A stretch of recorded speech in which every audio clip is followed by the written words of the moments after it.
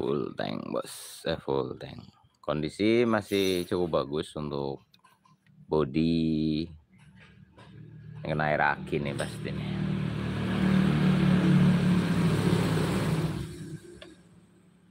Oke, dari suara mesinnya teman-teman bisa dengar, dan ini motor tenaganya kurang maksimal. Masalahnya kompresi kurang rapat, kedua membrannya terlalu berat. Kita akan coba cek di bagian sini, ke sini dulu ya. Untuk suara ngeter-ngeternya juga kita mau cek lebih jauh lagi. Kita nyopot ini dulu, sama ini sekalian deh, piston.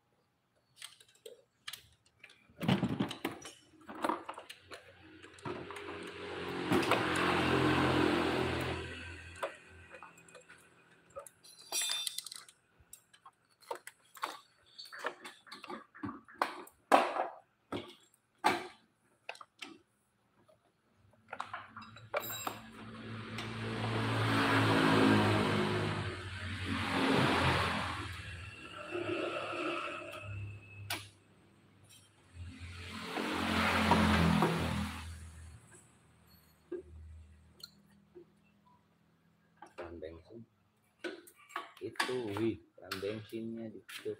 Nah,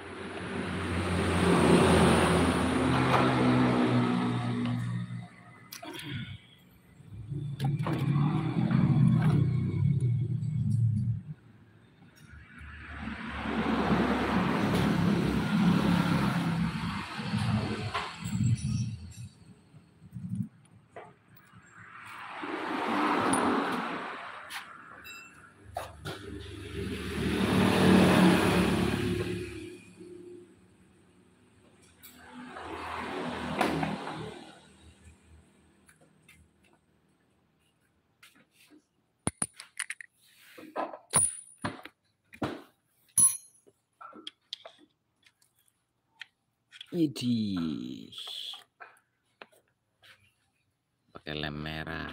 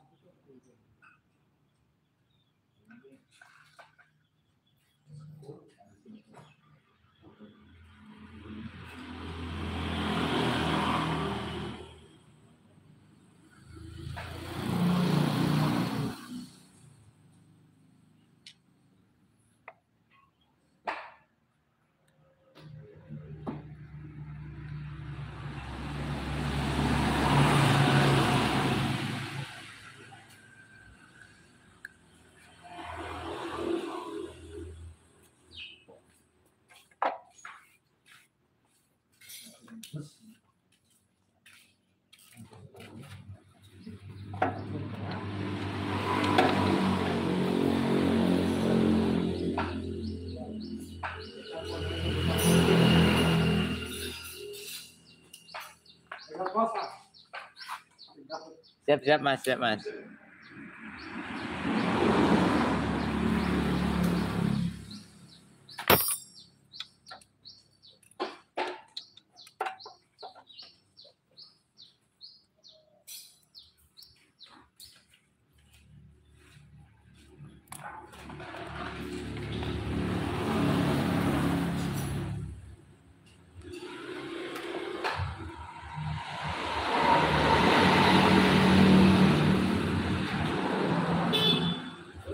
Yuk, monggo-monggo.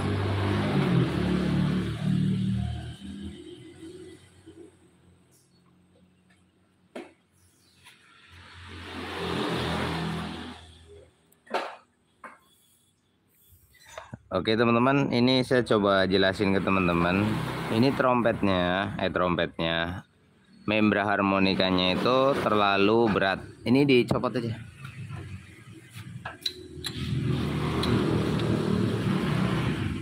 Terlalu berat. Nah, metode meringankan ini ada beberapa cara yang sudah saya tutorialkan ya. Bisa diamplas agar lebih tipis. Itu dengan catatan membranya standar, membran standar, tapi masih terlalu berat, maka bisa dengan metode amplas. Namun di sini kita perhatikan ini bukan standar, melainkan ini ditekuk-tekuk. Ini jadinya berat. Ini kalau ditiup pelan nggak bunyi, malah nggak bunyi, mau bocor lah intinya. Kita coba ya.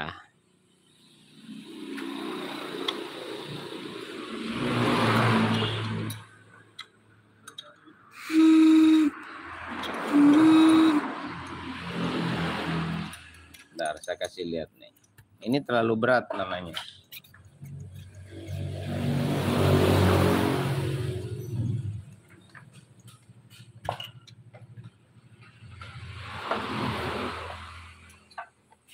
Yang disebut terlalu berat adalah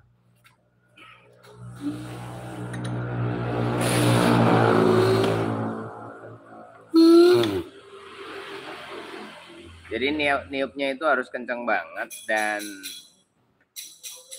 sampai pusing. Kalau santai nggak bunyi.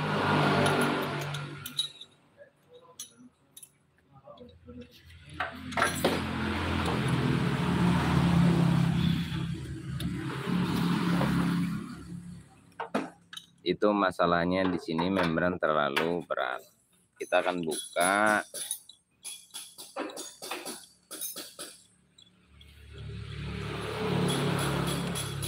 Di membrannya. Terlalu beratnya di mana?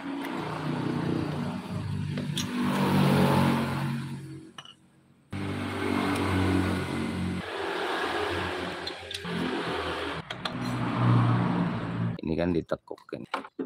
Tuh. Nah, ini udah fatal ini. Kalau udah kayak gini, fatalnya di mana? Dia ditekuk, nekuknya sampai aduh kayak gini lagi. Ini rusak, Bos. Kalau udah kayak gini, mau dipakai lagi ya nanti cepet open. Terus di sini udah kayak kena tekan gitu. Nah, tuh, ini potensi pecah. Dipakai lagi bisa sih, tapi dia tidak bisa rapat sempurna. Ya, tuh. Ganti membran. Udah diangkat lah, dilepas. Set, kita turunkan layang. Ini dilepas juga semuanya. Perhatikan ini bekas tekukannya sampai nyudut gini ya. Bisa dipakai, bisa, tapi nggak akan rapat sempurna. Cuman ini nggak rekomen dipakai lagi. Nilai tekannya terlalu banyak dan ini bikin membran jadi berat. Kalau ini dilurusin lagi nanti nggak bisa rapat, ngeplong dia. Memang ada nilai lengkungnya. Kalau baru itu ada lengkungannya, tapi nggak di pongkot sini juga. Gitu. Ini makanya berat, di bukaannya berat dia. Nah, ini kesalahan teknik tekuknya ya, Mon. Makanya kalau saya nekuk itu pakai media non logam sebagaimana di video-video saya. Kalau nekuk itu jangan pakai tang, kalau nggak dilapisi pakai kain. Karena gini akhirnya jadi nggak usah dicopot, tinggal dikodek ininya nih ganti. Kamu keluarin pakai alat yang kamu nggak bakalan bisa ngeluarin ini.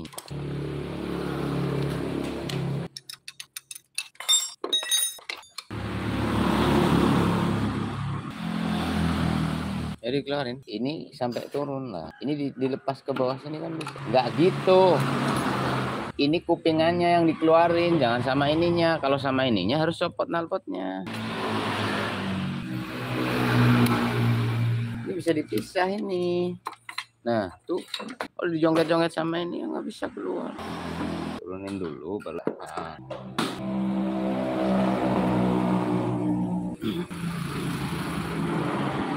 Buringnya standar, tapi bunyinya kembelitik.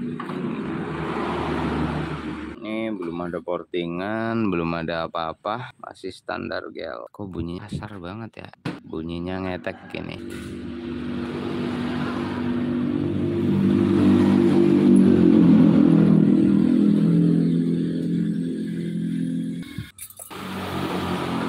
Ih, mantap.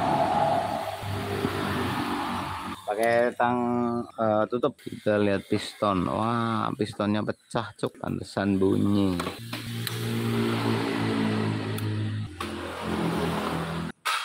Yuk.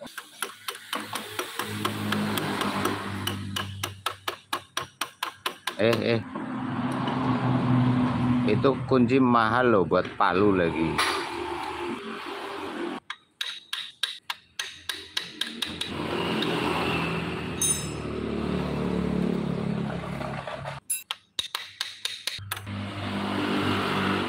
Bos, pecah loh.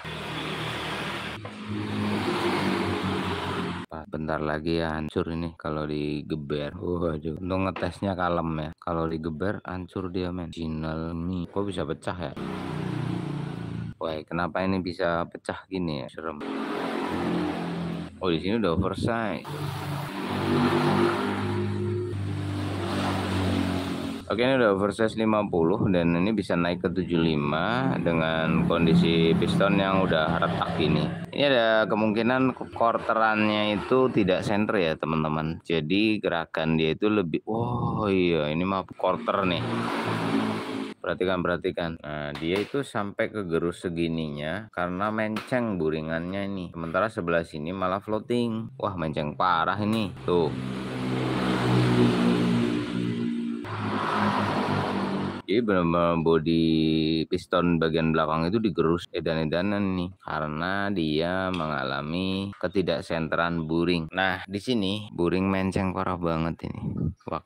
Masalahnya waktu di quarter dia itu. Oh, nih. Kita kasih lihat ya. Nah, di sini ada nilai tekan yang benar-benar berbeda. Jadi di sini Dan di sini memiliki titik tekan ekstrim sehingga piston mengalami daya dorong luar biasa di bagian sini. Sementara di sebelah sininya dia malah ngambang, floating. Ini kalau mau lurus, wah ini harus naik 100 ini. Kalau 75 kayaknya nggak bisa center deh. Oke, saya info dulu ya. Ini buringannya menceng, Pak. Mencengnya super parah, super ekstrim. Nah, ketika ini mau diluruskan, kan harus dibubut ya kan. Sudut kemiringan itu harus ketemu center dengan bloknya. Katakanlah kalau ini tadinya 50, kemudian naik ke 75, itu hanya ngubah sudut sebanyak berapa mili, 0, sekian mili gitu kan Pak. Itu kayaknya nggak cukup bikin boring ini center. Gini loh Pak, maksudnya kita gambarin ya Pak ya, biar enak aja. Takutnya nggak paham, salah mengerti, ntar dibilang digetok lagi. Boring senternya begini, katakanlah ini gambar ya Pak ya. Ini center, piston ini gerak di sini Pak, sret, kan gitu, lurus, piston nggak rusak. Namun ini barunya center pasti, ini kan boringnya gantian. Ketiga di quarter, tukang quarternya mungkin ngantuk, yang mana harusnya lurus seperti ini, yang quarternya pasang di dudukan quarternya menceng Pak, menceng dikit aja Pak, 0,0,0, itu nanti silindernya menceng lubangnya jadi kayak gini Pak. Nah terus ini jadi di sini Pak, ini saya ekstrimin ya. Nah menceng Pak, di sini geser ke sini, ini geser ke sini Pak. Nah, nilai kemencengan ini ada berapa, 0, berapa mili. Kalau mau dilurusin kan ini harus dibabat ke sini. Set, nanti tarik ke sini. Namanya ngelurusin. Iya toh? Nah, jadi segini. Lah yang di bawah sini harus ditarik lurus ke sini. Agar ketemu nilai vertikal silindernya sempurna atau incline-nya. Karena ini nggak vertikal banget ya. Nah, kalau kita naikkan dari 50 ke 75, itu kan dia hanya bisa segini doang. Separohnya atau bahkan lebih kecil lagi, otomatis di sini masih longgar, di sini masih longgar, di sini masih seret. Karena tadinya buringnya menceng, piston dipaksa gini, bukannya lurus, dipaksa miring, akhirnya bodi piston yang kalah. Nah, ini kelihatan Pak. Di sini kayak bekas diamplas sampai setipis ini selama berbulan-bulan pakai piston menceng. Makanya bunyinya kasar. Dan ini udah pecah. Efek kena tekan ekstrim, sedangkan di sini gawang tipis. Untung aja ini nggak pecah duluan. Kalau ini pecah, copot, til, gancet motor Bapak. Nah, salah quarter ini. Nah, kalau kita lihat dari hasil bekas kenanya ini, kayaknya naik 100 juga belum bersih. Cuman lebih baik. Untuk menemukan titik senternya, ini kan udah 50 nih, naik ke 100, itu saya rasa belum maksimal center. Ya, belum maksimal center. Tapi alangkah baiknya kita coba. Biasanya bunyi nggak bisa halus ini. Akan ada suara tetap, karena masih menceng. Gara-gara tukang quarter, Anda kerugian blok seharga. Kalau ini original harganya 2 jutaan. Salah quarter, Anda kerugian sebanyak itu. Nah, ini buat teman-teman bengkel. Kalau gara perik itu masukinnya ke bengkel quarter yang bener-bener ahli ya. Ahli 2 tak gitu loh Pak. Kalau 2 tak salah quarter fatal, kerugian besar, ini mahal. Kalau 4 tak salah quarter itu biasanya bunyi di RPM tengah, bunyi kalau panas bunyi etek itu pada 4 tak. Tapi kalau 4 tak itu murah, buringnya satu set 200.000, 300.000 kan gitu. Kalau Eric King salah quarter, habis buring berapa? 2 juta cuy.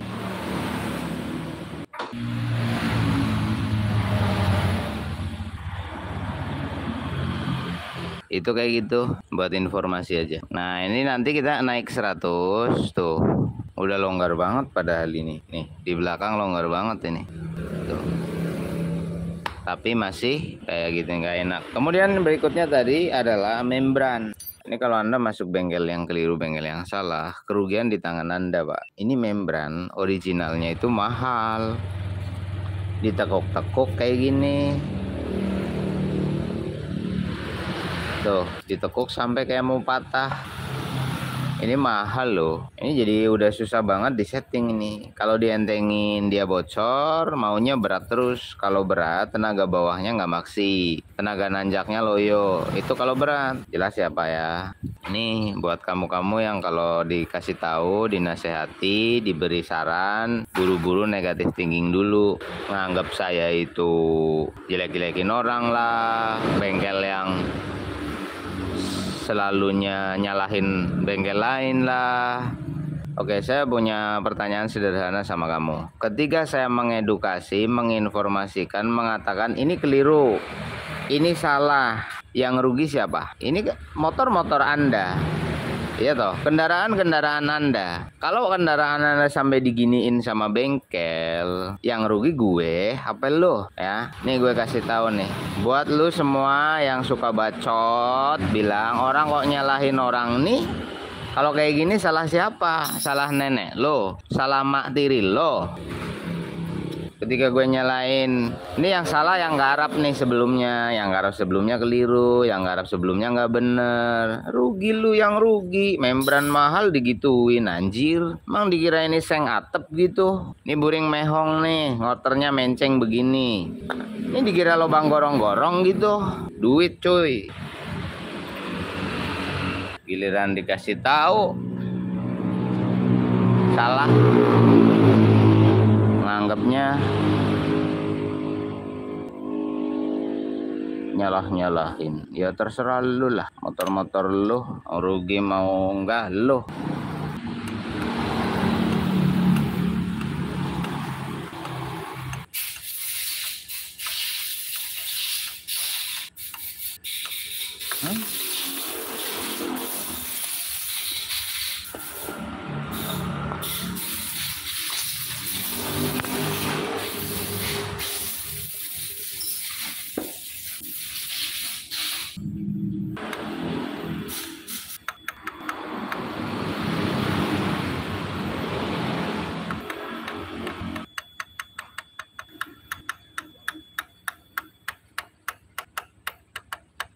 Ini setang luka di bagian, kan gini, kalau dites gini nggak bunyi, dites gini, bagian atasnya, luka bagian atas.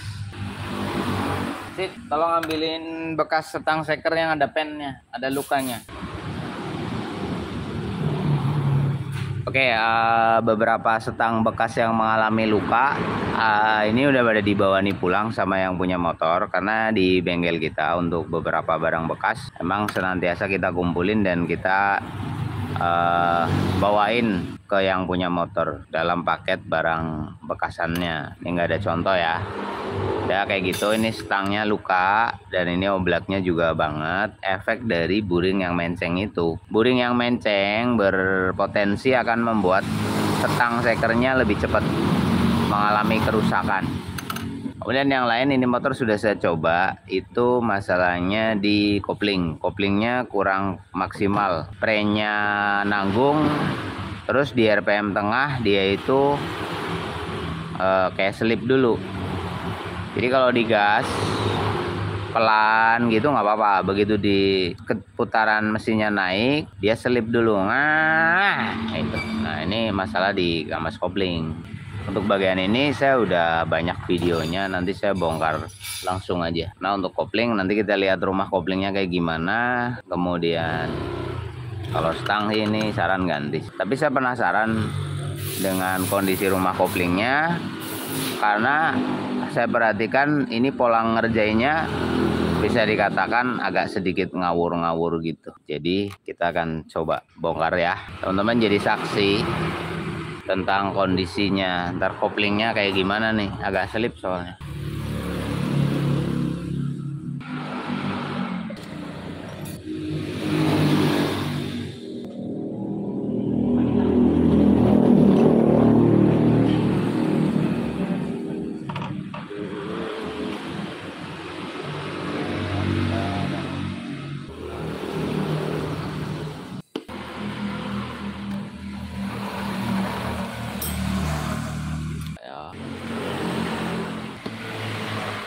ambil wadah dulu deh, ntar muntah oli.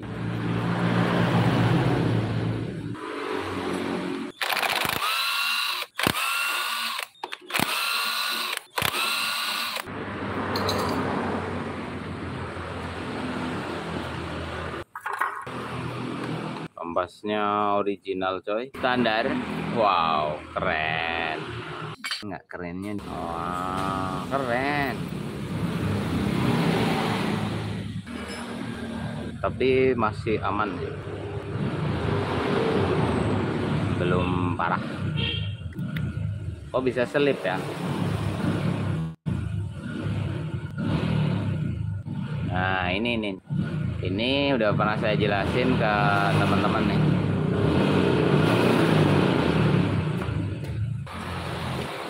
Ini pengaruhnya di kopling adalah kadang-kadang kopling itu jadi baliknya nggak cepet. Kalau habis pindah gigi gitu, dia nyangkut. Beberapa plat kopling itu nggak bisa maju mundur sempurna, sehingga kadang-kadang kopling udah dilepas, dia belum merapat sempurna karena si plat kampasnya itu nyantal di sini, Pak.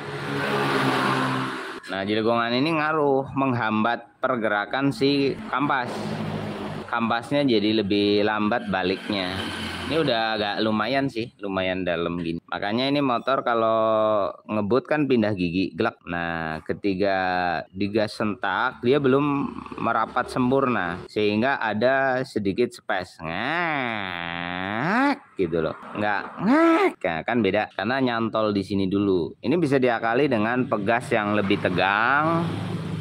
Pegas yang lebih memiliki tegangan lebih tinggi karena dorongnya nanti jadi lebih cepat. Ini kalau mau pakai pegas standar ya ganti ini. Nah di sini udah dikasih karet. Nah di dalamnya itu ada karet gelang untuk mengatasi goyang kanan dan kirinya. Ini masih rapi sih, pres-presannya bagus sih. Kayaknya memang belum pernah dicopot. Di sini nggak ada bekas pukulan original. Cuma rumahnya udah kena aja tuh. Tadi agak goyang. Dan di gigi nanasan yang ini udah dibalik. Ini udah dibalik ya teman-teman. Anjay, ngegol cuk.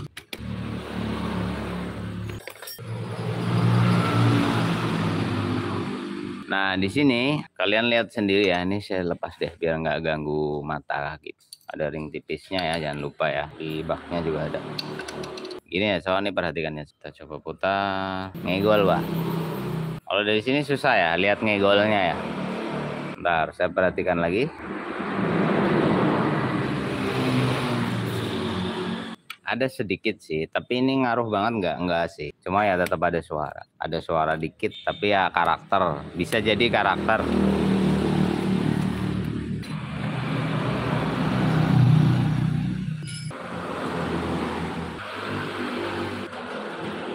Kalian lihat ngegolnya nggak sih? Kalau ngebut hilang, tapi kalau di mata kita itu kelihatan banget ngegol, serius. Nggak tahu di HP kalian kelihatan ngegol apa enggak. Udah pasti ngegol ini. Gigi nanas dibalik untuk apa? Itu kan kalau biasanya bunyi nangis ya, bunyi dengung gitu, jadi giginya dibalik. Kalau nggak dengung nggak dibalik. Ini tolong, enggak, ini dibuka aja, ditahan magnetnya. Sorry teman-teman, nggak ditahan. Mau tak lepas ini. Nah, gigi nanas ini kan biasanya dengung. Ini dibolak-balik nggak apa-apa. Jadi kalau dibalik itu ada nilai tapak yang berbeda. Nah ini kan alasannya begini, ini yang datar. Yang standar pabriknya gimana? Kayak gini. Jadi yang kembang tumpulnya itu di depan. Cuman ini nggak tahu pasangnya dibalik karena mungkin di sini udah nangis dengung gitu. Biasanya gitu sih. Bolak-balik nggak apa-apa sih. Walah tuh oleng. Bagi saya sini oleng. Cuman dia olengnya itu di pucuk bautnya aja sih kayaknya, nggak sampai ke belakang. Soalnya silnya diem aja ini. Kalau sampai ke belakang biasanya silnya ikut goyang. Ganti setang, lahar, ini suaranya udah beda sih soalnya. Untuk sini kayaknya dalaman bagus, Ini olinya juga bagus bersih, karena ini 2 tak ya bos, beda sama 4 tak. Kalau 4 tak ya rata-rata kotor. Di bagian ini nggak perlu dikhawatirkan Mas Bro, kayaknya kerkasnya aman aja sih. Ini ngegel di bagian pucuk sini dan dia aman karena dia bukan tipe. Kalau 4 tak kita banding ya, kalau 4 tak ini ngegol kayak gini udah fatal, apalagi tipenya Yamaha. Yamaha 4 tak ini ngegol fatal, oli nggak masuk ke kerkas. Kalau 2 tak nggak apa-apa, cuma suara mesinnya itu nangisnya nggak stabil, jadi kadang gitu. Kalau aus mutlak itu kalau ini karena giginya maju mundur. Dampaknya kemana? Rumah kopling. Rumah koplingnya jadi ada kendor kenceng, soalnya kan gini efek-efek yang ditimbulkan ya. Nah kita pasang dulu nih. Nah di sini gigi nanas ini kan di sini Pak ceritanya ya kan. Ketika dia ngegol gini kan, ngegolnya tadi kelihatan, cuma kita bikin ekstrim ya gini. Nah sedangkan dia diem, ini akhirnya ada tekanan nyol nyol nyol. Nah ketidakseimbangan gigi ini akan membuat gelombang putarnya dia itu nggak sama ya, akhirnya jadi ada onyol-onyol. Nah yang kalah berikutnya lahar. Nah di sini kan ada lahar nih Pak. Nah nih, ini laharnya tipe Z ya, lahar full tutup. Nah ketika kita menggunakan lahar full tutup gini, ada bagusnya yaitu oli rasio terjaga aman. Oli rasio terjaga aman. Akan tetapi kampas kopling kekurangan oli. Nah di sini teman-teman bisa lihat oli yang keluar itu dikit banget. Lalu kemana olinya? Olinya ada di dalam gearboxnya di sana. Kalau ini menggunakan lahar yang bukan tipe Z, tipe yang terbuka gitu, oli akan mengalir ke sini melalui lahar. Ya, melalui lahar. Walaupun di sini ada lubang-lubang oli. Nah, di sini ada lubang oli dan kemudian lubang oli yang memang udah ada itu ini aja sih, yang ini aja. Dari gear ratio. Dia di sini aja. Lah di sini ada konektor mangkoknya nih, saya kasih lihat. Nah, jadi di sini dibikin sautan gini. Kan di sini kopling muter Pak. Kotoran-kotoran kampas kopling itu akan ikut terbawa muprat-muprat kemana-mana. Nah, sebagai sirkulasi balik ya, karena di sini oli masuk membasahi itu. Karena ini nggak ada pompa oli mesin, adanya pompa oli samping. Ini ada oli keluar dari sini, ada oli kali balik juga dari sini. Maka kotoran itu akan nyangkut di sirip-sirip ini dulu. Ini udah dipikirin banget nih sama Yamaha-nya sananya, pabrikannya. Jadi oli yang muntrat-muntrat itu nyangkut-nyangkut di sini. Di sini, di sini. Makanya dibikinlah sirip-sirip ini. Nah nanti setelah numpuk dia balik masuk ke dalam sini bos. Nah saya kasih lihat lagi, kameranya kecil. Nah ini masuk ke sini. Ini juga ada lubang, ada 2 nih, 1, 2. Nah oli masuk ke sininya ini agak pelan ini. Lah kalau baru ngisi oli kan dari bak sini Mas Bun. Ya betul. Ketika Anda ngisi oli pertama kali, oli akan masuk ke sini. Jo, siapa ya? Rasio belum kedapetan oli karena di sini nggak ada lubang masuk. Ntar saya copot nih biar kamu lebih tahu. Nah, tuh baru keluar olinya. Ya, ini ada gramnya nih Pak, banyak gramnya nih. Lah, oli numpuk di sini. Kemudian motor dibunyikan. Ini nggak ada lubang loh, nggak ada lubang ke sebelah sana, nggak ada. Di bawah sini nggak ada. Motor dibunyikan, war gitu kan. Koplingnya ini memutar oli itu kemana-mana. War. Nah, dia nyangkut di sirip-sirip bak tadi, lalu mulai mengalir ke dalam sana. Mengalir ke dalam sana. Lah baliknya ke sini lagi lewat mana? Di sini tidak ada lubang. Baliknya ke sini lagi lewat mana? Lewat celah-celah lahar ini. Ini laharnya tipe Z, tipe tutup ya. Sehingga oli akan lebih lambat balik ke sini lagi. Nggak percaya? Nggak ada lubang. Tuh. Tapi kenapa Yamaha lebih dominan untuk menyimpan olinya di gearboxnya? Ya karena rasio men. Sedangkan ini tidak ada pompa khusus. Nggak kayak 4 tak. Kalau 4 tak itu ada pompa khusus yang menuju ke rasio gear. Kalau ini enggak, jadi beneran harus direndam. harus direndam. Nah, ketika kita menggunakan lahar yang tipe open, sirkulasinya bolak-baliknya cepat. Keluar ke sini, masuk lagi ke sana. Terus kayak gitu. Kalau tipe tutup, keluar nggak? Ya keluar, tapi pelan. Makanya di sini dikit banget. Walhasil si kopling kekurangan oli. Ketika putaran tinggi. Karena oli banyak yang masuk ke sana, tapi balik ke sininya dikit. Wah, makanya selip ditarik ngeh gitu. Ngeh gitu. Ini oli di dalam. Makanya kalau ini dilepas, oli keluar. Bahkan dari sana dulu biasanya kan sana lepas dulu, mandor blotok. Nah, ini jarak lahar bambunya udah kejauhan. Ini biasanya waktu netralin agak susah. Ini pas aja. Ini terlalu jauh. Waktu netral atau waktu mesinnya bunyi agak susah netral. Ini udah tipe bintang ya.